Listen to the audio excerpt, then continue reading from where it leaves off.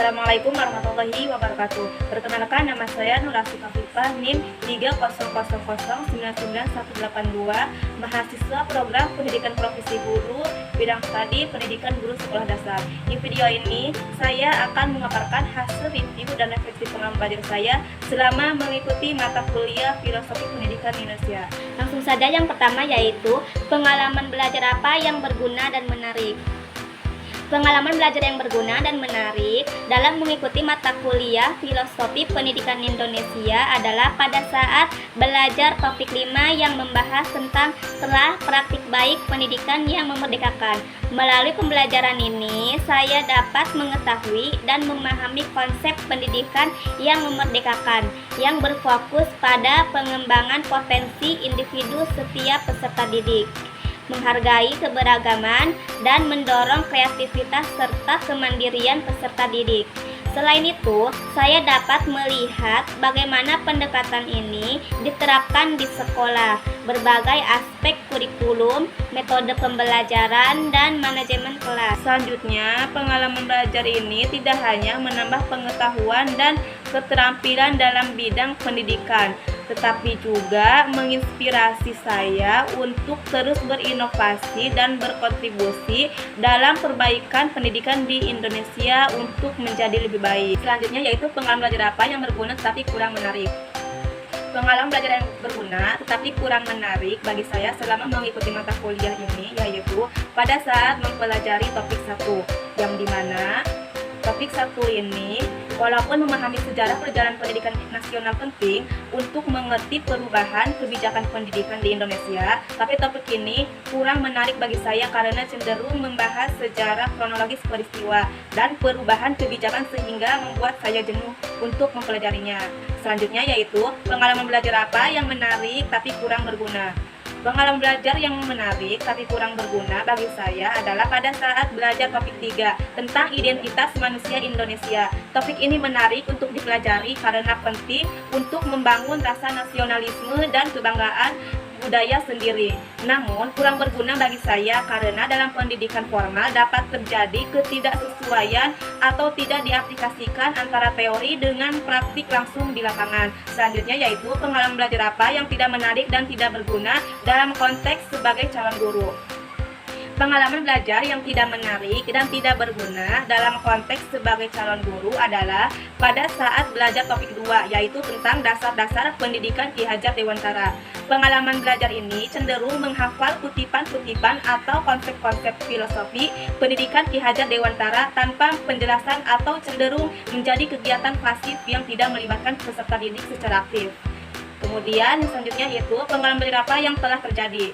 Secara keseluruhan, setelah mempelajari mata kuliah ini, membantu memperkaya pemahaman saya tentang bagaimana mengajar yang baik untuk membentuk generasi penerus yang cerdas, berakhlak mulia, dan kompeten. Berdasarkan dari topik yang sudah dipelajari, saya dapat mengetahui perkembangan pendidikan Indonesia dari masa ke masa sebelum dan sesudah kemerdekaan. Oleh karena itu, pendidikan yang harus sesuai dengan kodrat alam dan kodrat zamannya, sesuai dengan kebutuhan dan perkembangan zaman yang dialami oleh peserta didik. Salah satu untuk mewujudkan pendidikan sesuai dengan kebutuhan dan perkembangan zaman peserta didik yaitu dengan mengimplementasikan profil pelajar Pancasila yang memuat nilai-nilai luhur Pancasila. Dalam pendidikan yang memerdekakan dan berpihak pada peserta didik, perlu memberikan arahan kepada peserta didik untuk tetap melestarikan kebudayaan dan identitas manusia Indonesia. Contohnya, penerapan kurikulum merdeka dengan melibatkan profil pelajar Pancasila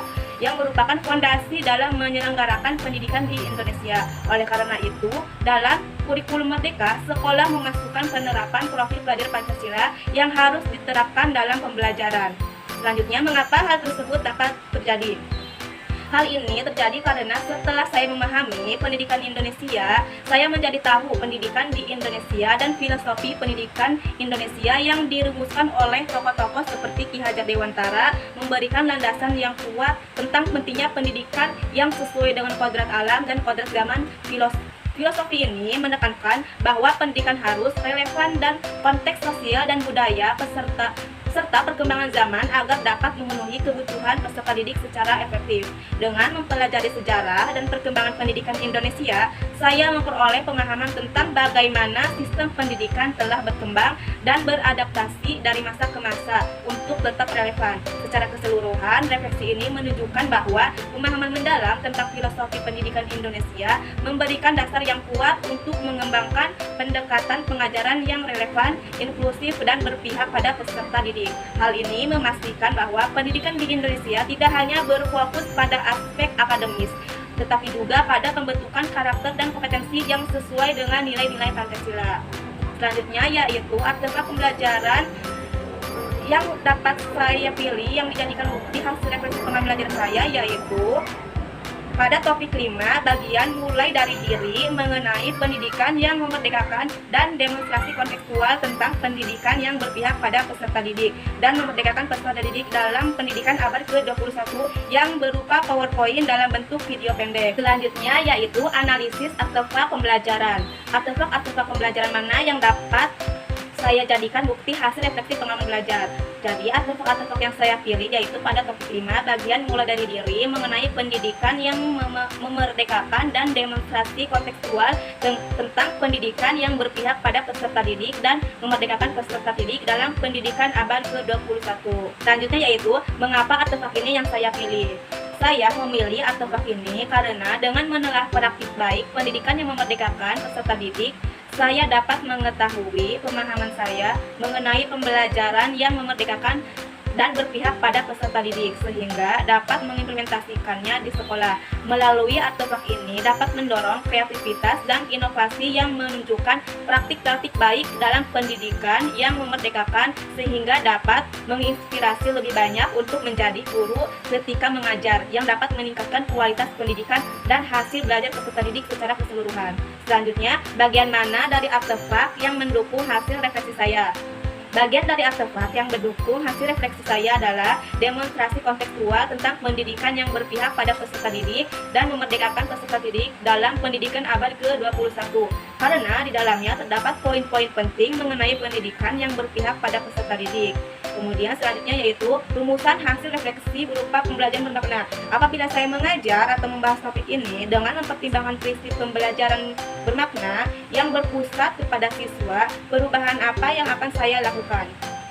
Pembelajaran bermakna yang sudah saya peroleh dari hasil refleksi ini adalah untuk evaluasi diri sebagai calon guru yang terus belajar dan memperoleh wawasan yang lebih luas untuk mewujudkan pendidikan yang berpihak pada peserta didik dan memerdekakan peserta didik melalui kurikulum merdeka. Dengan mempertimbangkan prinsip pembelajaran bermakna yang berpusat pada peserta didik, perubahan yang akan saya lakukan adalah menciptakan lingkungan belajar yang inklusif dengan latar belakang, kebutuhan khusus dan kemampuan peserta didik. Selain itu, melakukan kegiatan pembelajaran dengan menghubungkan konsep-konsep yang diajarkan sesuai pengalaman peserta didik, sehingga dapat menciptakan pembelajaran yang bermakna dan berpusat pada peserta didik. Mungkin itu saja yang dapat saya sampaikan, kurang lebihnya saya mohon maaf. Terima kasih. Wassalamualaikum warahmatullahi wabarakatuh.